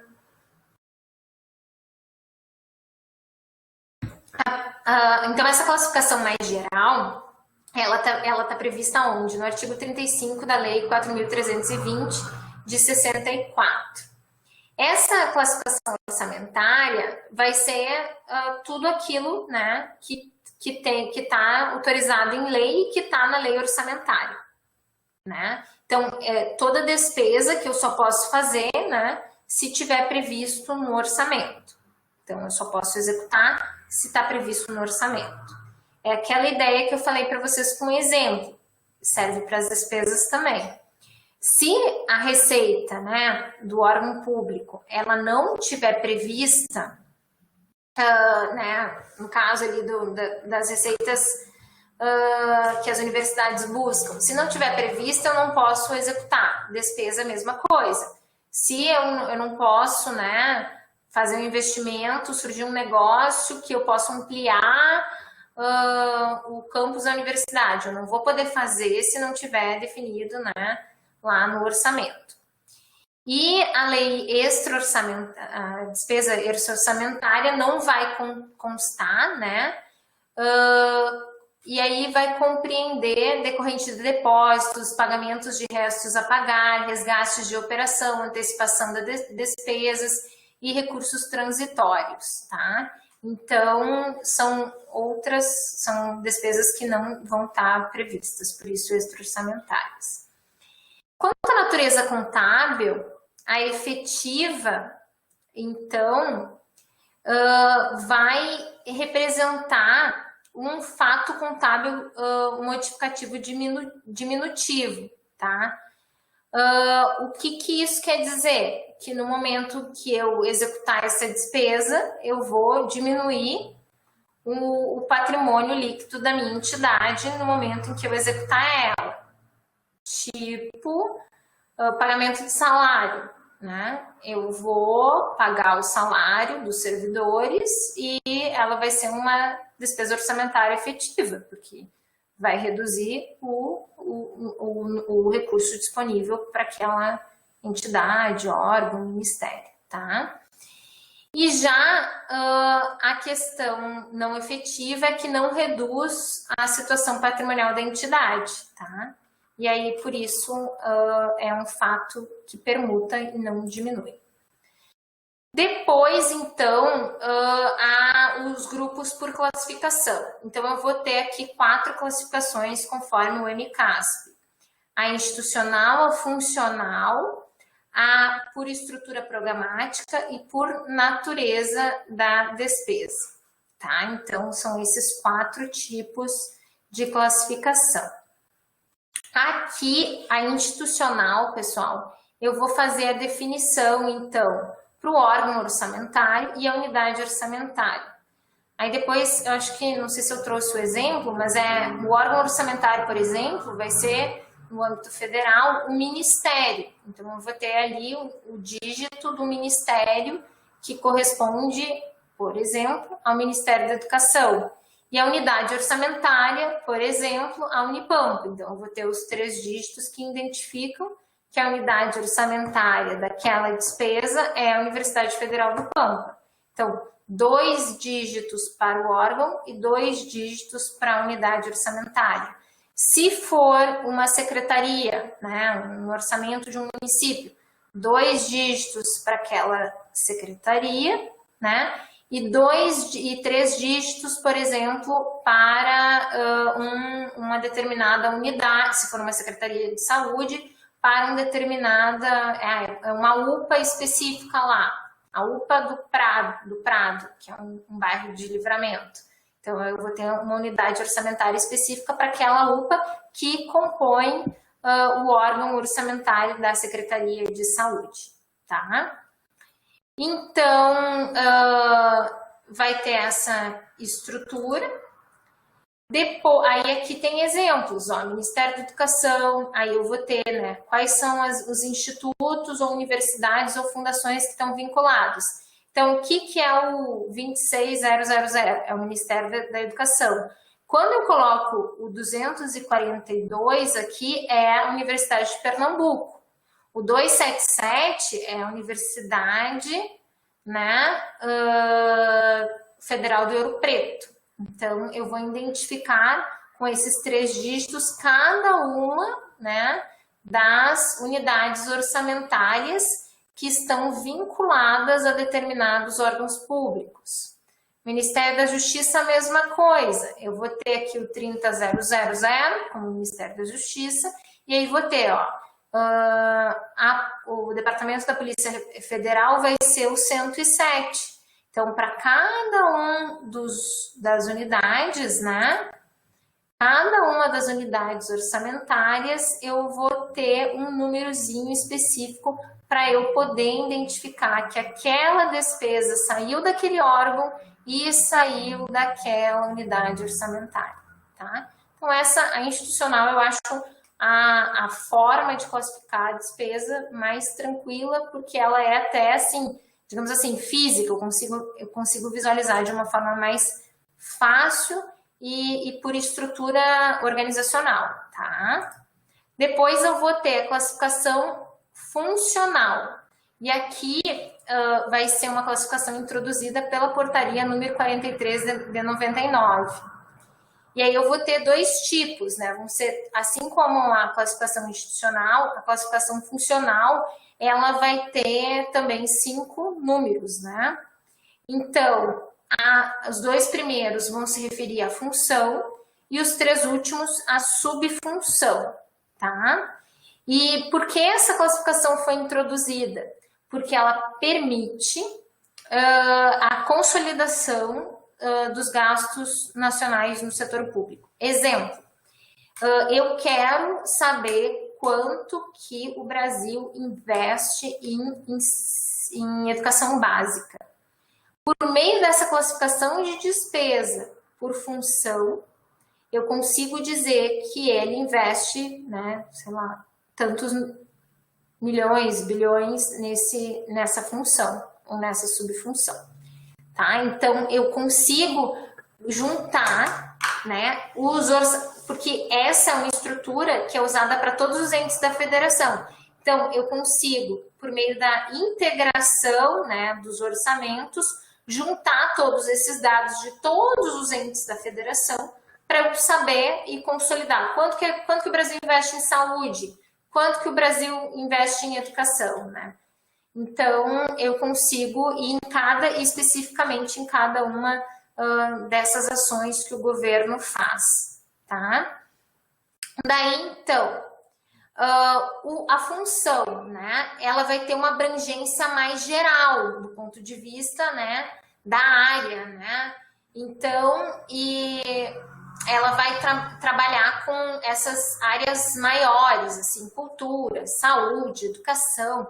Aqui no MCASP, ele basicamente define como quase que se confundindo com o próprio ministério, ou seja, né, muito vinculada muito próxima do que seria uma classificação institucional, tá?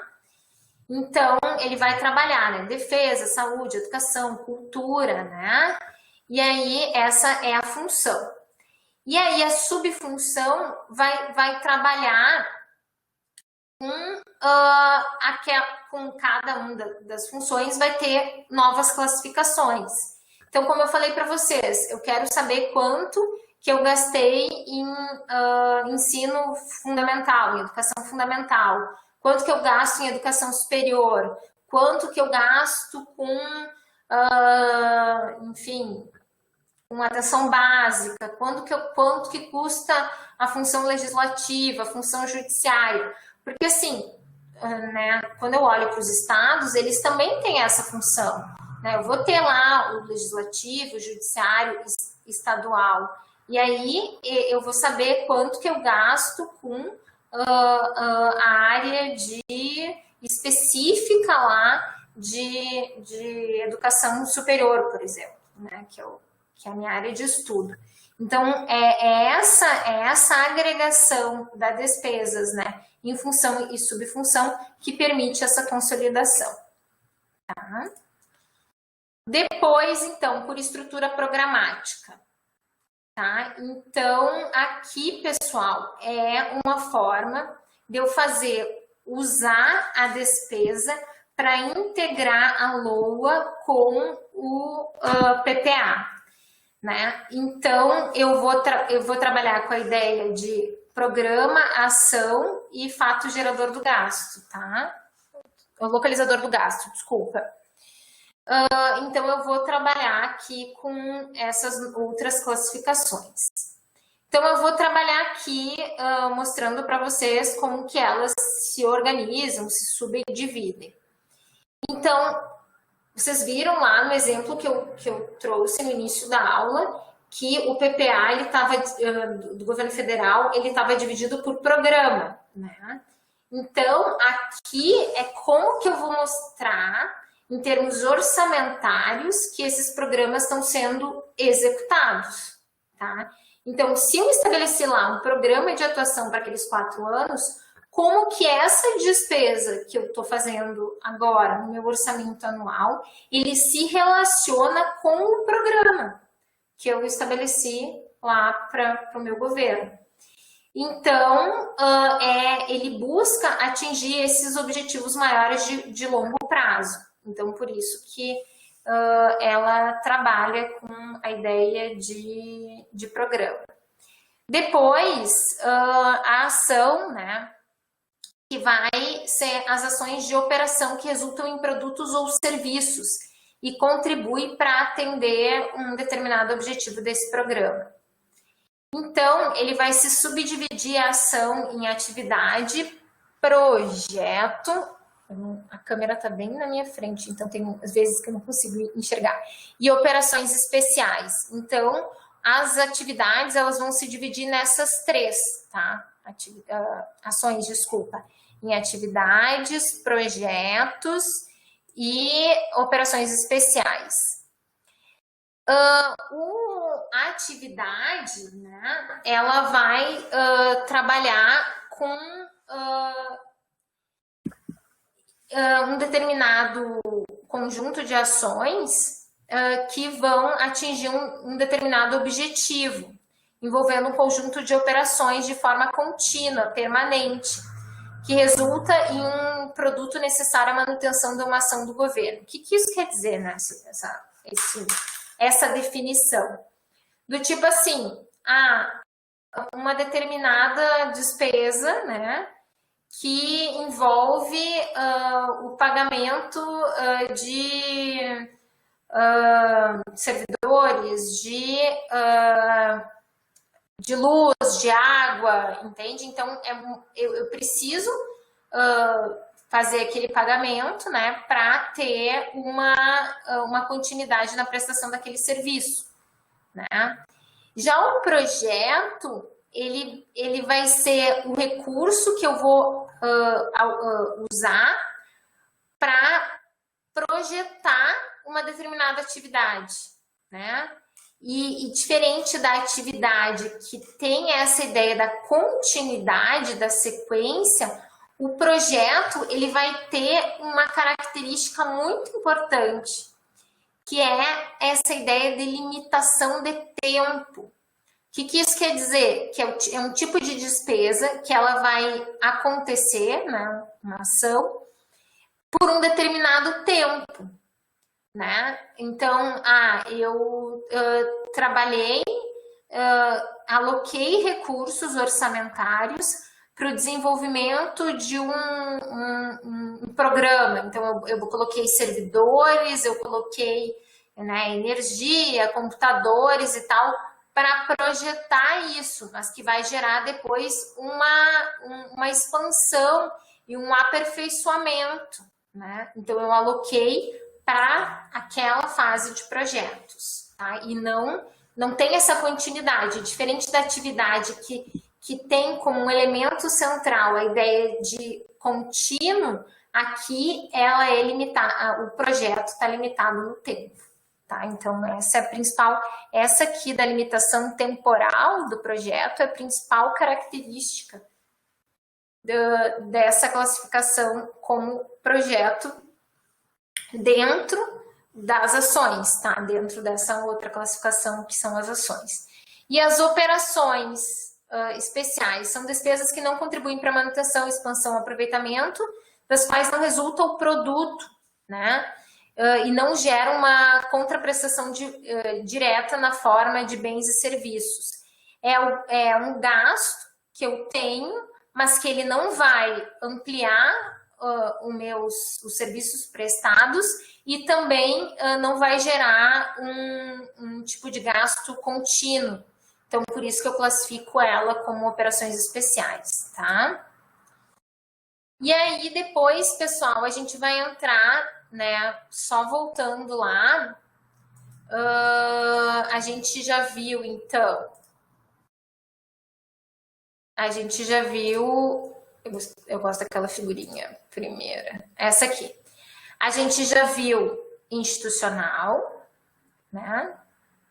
A gente já viu funcional, a gente já viu estrutura programática, e aí a gente vai para o último tipo e mais complexo, que é a natureza, e mais detalhado, digamos assim, não vou usar a ideia de complexidade, mas de detalhamento, tá? Então, a gente viu institucional, a gente viu funcional, a gente viu programática e agora por natureza. O Alexandre está comentando aqui. Acho que o tempo da aula está acabando. Quem sabe eu gravo um videozinho desse último. E aí a gente termina por aqui, que já são... Não sei se eu abro para perguntas. Não sei se era isso que o Alexandre vai falar.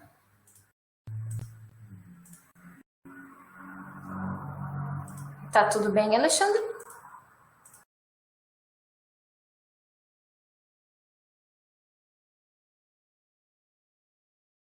Tudo bem. Eu acho que eu vou fazer assim, então, pessoal, para não me estender hoje, o que vocês acham? A gente já deu quase 90 minutos de gravação, né? Já são 9h26. eu gravo um videozinho rápido falando da última classificação. O João tá falando que eu posso continuar. Ver o que o Francisco fala, o que vocês acham?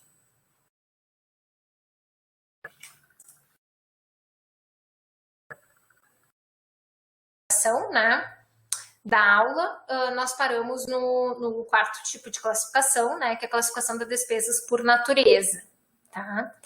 Então, a gente pode classificar elas em por natureza, em 3 tipos, né? Então, a gente subdivide lá a categoria de natureza em categoria econômica, por natureza da despesa e por elemento da despesa. Então, são essas 3 classificações.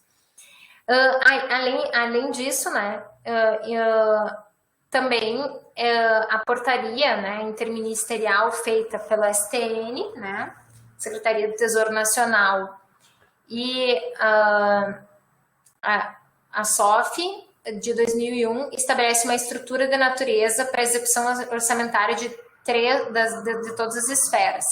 Então, vai trazer, né, o C, o G, o MM, o EE e o DD, tá? E aqui tem a definição do que é. O C vai ser a categoria econômica, o G vai ser a natureza da despesa, aqui o MM vai ser a modalidade de aplicação, que ela não é obrigatória, e a EE, que vai ser o elemento de despesa, e aí, por fim, o E, que vai ser facultativo ali do elemento da despesa. Então, essas são as classificações que são estabelecidas por essa portaria interministerial, tá? Então, a gente vai começar na categoria econômica. Assim como as receitas se dividiam em correntes e de capital, quanto à natureza econômica, as despesas também se classificam dessa mesma forma. Despesas correntes e despesas de capital, né? E a mesma questão que a gente viu lá nas correntes, é a mesma diferença basicamente. A categoria de correntes que não contribuem para a formação e aquisição de um bem de capital, despesas correntes, como, por exemplo, pagamento de salários, então são despesas que eu tenho todo mês com os servidores, e as despesas de capital, ele vai aumentar, né, a aquisição de um bem de capital.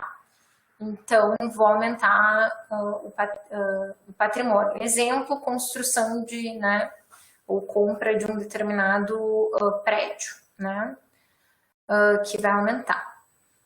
Aí, pessoal, a natureza das despesas, né, que é o segundo tipo, né, a gente viu que pelo grupo de categoria econômica é corrente e de capital. Por natureza da despesa, que é o segundo tipo, o que a gente tem? A gente tem aqui 6 tipos, tá? Primeiro deles, com pessoal em cargos sociais, né? Então, são basicamente pagamento de salários, né? Que eu vou ter com o custo, né, recorrente. E aqui, pessoal, eu vou entrar, então, tanto com pessoal ativo, quanto inativo e pensionista, tá? E também com todos os cargos que estão vinculadas às questões, né, se é mandatos eletivos, então pagamento de políticos, né, e também envolve aposentadorias, funções, tudo que envolver salários, tá? Basicamente tudo, gratificação, hora extra, vantagens de pessoal, tudo que é voltada a pagamento de salário do servidor é esse que eu vou utilizar, tá? Então, isso é uma questão importante, por quê? Porque foi esse dado aqui, ó, foi essa classificação por natureza. Olha o que a mídia fez, que eu estava falando para vocês que eu fiquei indignada quando eu vi. Ela pegou essa classificação aqui, tá? E comparou com a classificação lá por função. Então, eu peguei duas classificações que têm naturezas diferentes, né? E são grupos de classificação das despesas que são totalmente diferentes e botei elas para comparar. Então, eles pegaram essa classificação aqui de despesas com pessoal e encargos e compararam com o investimento numa determinada função, que é saúde e educação. Então, vocês entendem que são grupos diferentes de despesas e que não podem ser comparadas? Né? Então, eles fizeram isso. E aí, como a maior parte da população não entende dessa diferença de classificação, vai dizer, não, mas faz sentido, está se gastando muito em pessoas, né, em servidor. Então, isso justifica, do ponto de vista da retórica, o investimento em reforma administrativa. Né? Então, é como se os dados que estão disponíveis são usados para manipular a opinião pública. Depois a gente tem o segundo tipo, que são juros e encargos da dívida, né? Que aí são despesas orçamentárias com pagamento de juros, comissões e outros encargos, tá? E aí vai ser tudo que envolve juros da dívida.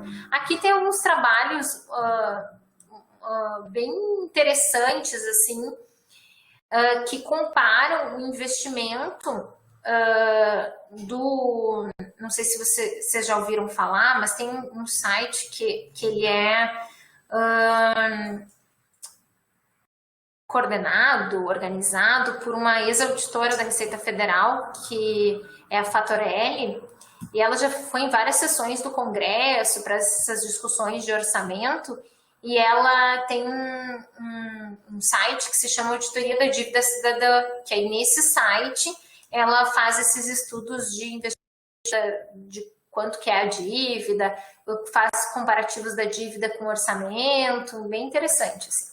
Depois o 3 são outras despesas correntes, né? Despesas orçamentárias como aquisição de material de consumo, pagamento de diárias, contribuições, auxílio alimentação, transporte, essas questões assim que não são pagamento de salários e também não são juros da dívida, mas que envolvem o funcionamento da máquina pública, né? Diárias é um gasto bem importante, auxílio alimentação, auxílio transporte, né? Se a gente for pegar o nosso contra-cheque, quem é servidor vai ter essas despesas de forma separada, justamente porque elas se classificam assim, né? Tem outra natureza, são outras despesas correntes.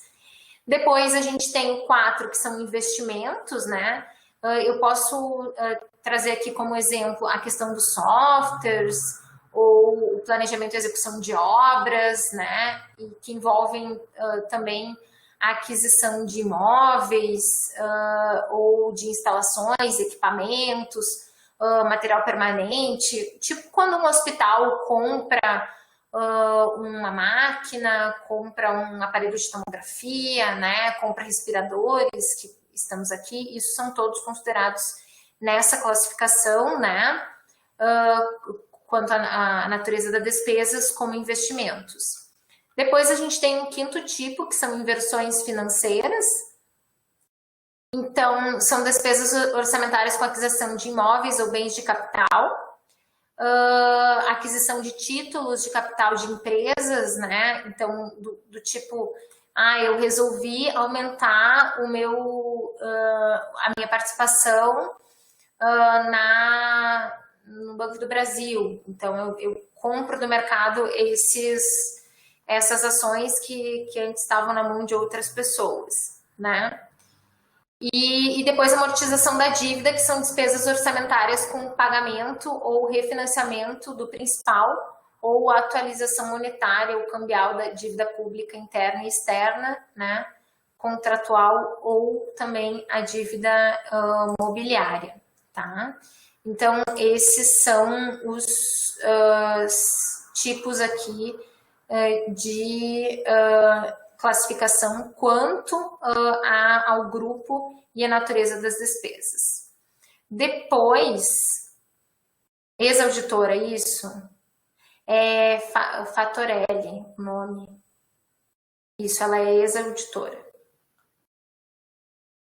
Auditoria da Dívida Cidadã, é um site que ela é bem criticada, assim.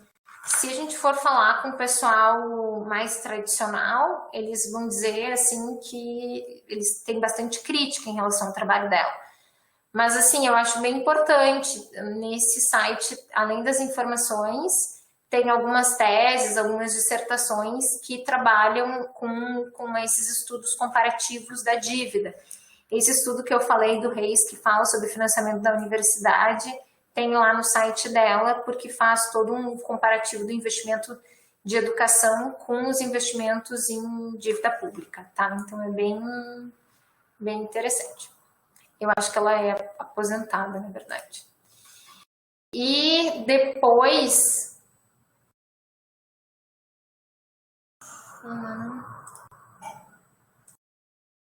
Acho que ficou 2 slides repetidos.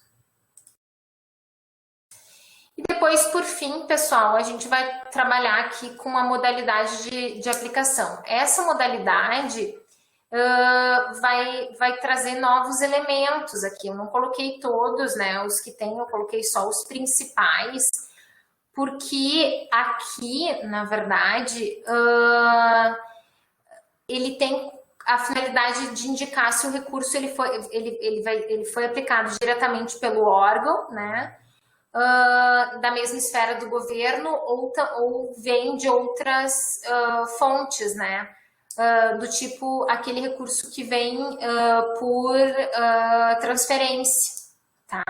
Então, existem alguns municípios, por exemplo, que basicamente não têm arrecadação própria, e acabam vivendo dos dinheiros, né, do recurso, do orçamento que vem por essas transferências. Então, é para eliminar esse tipo de classificação, é para eliminar que seja duplicada a informação em termos orçamentários, tá? Justamente se essa classificação ela tem como finalidade não gerar essa consolidação dos dados, é importante que não sejam duplicados. E aí aqui tem alguns exemplos, né, das transferências intergovernamentais, transferências da União, transferências dos estados e dos municípios, e cada um deles vem com uma numeração específica, né? Transferências a instituições privadas sem fins lucrativos, com fins lucrativos. Então, quando a gente tem, por exemplo, como é que eu vou dizer, uma prestação de serviços por meio de OSs e OCIPs, agora até tem, achei bem interessante, o Rio de Janeiro está com vários escândalos, eu não sei se vocês viram, na área agora da pandemia, né? E uma das questões principais lá vem dessa prestação de serviço, esse repasse de recursos para dessas instituições para a execução dos serviços públicos, principalmente na área de saúde, né, por essas OSs que acabam, de certa forma, facilitando alguns esquemas de corrupção, infelizmente. Que é um modelo lá adotado pelo Fernando Henrique, né, na reforma do Estado, que nunca foi abandonado. Eu digo que a reforma do Estado ela é algo que é recorrente e que nunca parou de ser feita, né, em nenhum dos governos, tá? E aqui, transferências a instituições multigovernamentais, a consórcios públicos, né, a gente tem alguma prestação de serviços, tanto na área de saúde, na região de Santa Maria tem um bem forte, que é um consórcio intermunicipal de saúde, que são entidades, né, que são criadas para prestar serviços entre vários municípios de forma coletiva. Então, aqui também tem uma classificação. Então, aqui tem, aí vocês vão ver lá na apostila que tem outras classificações que eu não coloquei aqui, tá? E aí aqui tem um exemplo, né, de contra a natureza. Então, aqui eu vou ter contra a categoria econômica. Então, os 3, né, o primeiro elemento aqui vai ser o 3, são despesas correntes. Se fosse 4, era despesa de capital. 3.3, outras despesas correntes. Né? 3.3.9, aplicações diretas. Então, né, o 9 vai dizer quanto à modalidade de aplicação, que é a aplicação direta.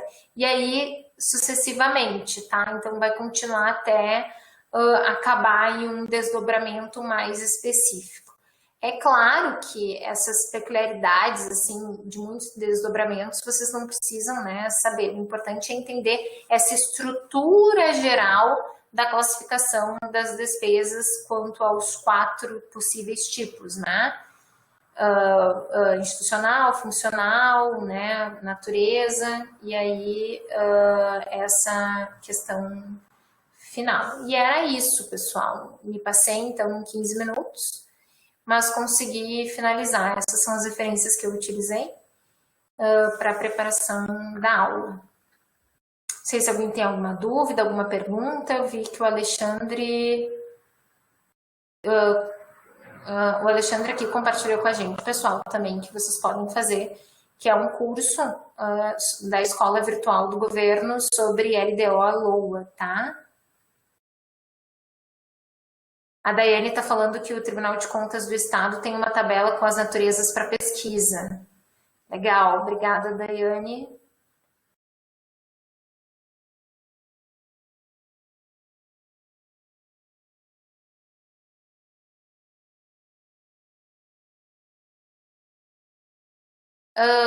Precisa dos outros desdobramentos, João.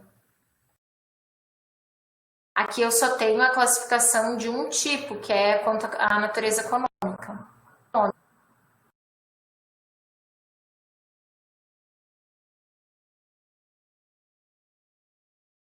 A gente sabe que o primeiro, o 3 lá, é quanto à categoria econômica. O primeiro dígito aqui é para especificar, né, o conjunto lá dos 1, 2, 3, 4, 6, 7, 8 números. O primeiro é a natureza econômica, o segundo é por natureza da despesa. Aí depois os subsequentes vão detalhar a modalidade de explicação e sucessivamente.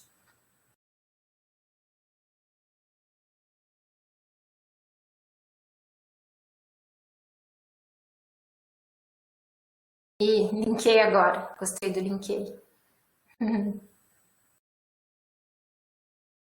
Mais alguém tem alguma dúvida, algum questionamento? Eu vou pedir para o Francisco colocar a aula. O Francisco tutor, tá? Francisco Castro, ele coloca a aula para mim lá no Moodle e eu disponibilizo o link para vocês. Gostaria de agradecer, desejar uma boa noite. Eu vou disponibilizar os slides, porque eu acho que eles sistematizam de uma forma mais sintética o conteúdo da apostila, tá? Que às vezes a gente não consegue, com a leitura do manual, a gente não consegue fazer esses esquemas. Então, eu quis fazer uma apresentação com base em esquemas para que vocês conseguissem ir voltar no conteúdo da matéria e aí, aquilo que vocês não entendem, vocês recorrem ao manual, tá? Então, eu disponibilizo hoje, só vou fazer aquela correção. E aí já disponibilizo para vocês no Moodle da disciplina. Essa questão da visualização dos conceitos e voltar e criar os modelinhos, né? Eu acho que ajuda mais na compreensão do conteúdo. Eu gosto muito de quando é um conteúdo bem maçante quanto esse, eu gosto de organizar